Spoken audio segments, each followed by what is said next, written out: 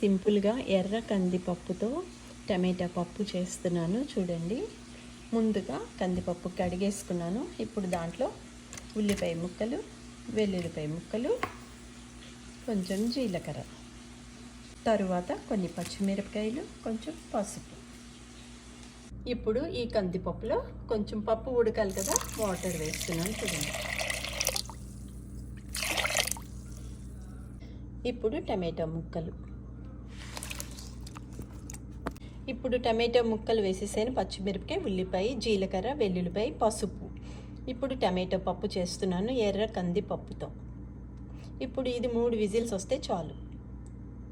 ఇప్పుడు కుక్కర్ మూత పెట్టి 3 విజిల్స్ వచ్చే వరకు పప్పు ఉడకనియాలి.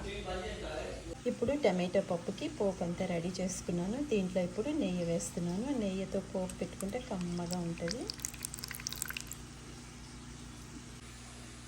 ఇప్పుడు మూత తీసి టమాటా పప్పు ఎలా అయ్యిందో చూద్దాం. చూడండి, చాలా మంచిగా ఉడికిపోయింది 3 విజిల్స్కే. ఇప్పుడు దీంట్లో కొంచెం ఉప్పు వేస్తున్నాను. ఒకసారి పప్పు గుత్తితో మ్యాష్ చేస్తా. చూడండి, టమాటా పప్పు అంతా కూడా మ్యాష్ చేసేసుకున్నాను. ఎర్ర కందిపప్పుతో చేసిన టమాటా పప్పు.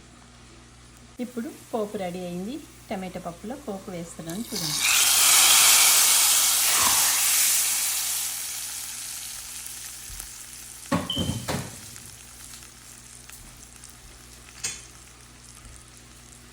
ఎర్ర కందిపప్పుతో చేసిన టమాటా పప్పు రెడీ అయిపోయింది.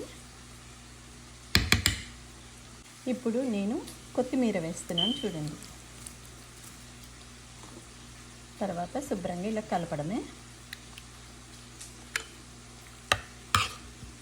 రెడీ, టమాటా పప్పు రెడీ.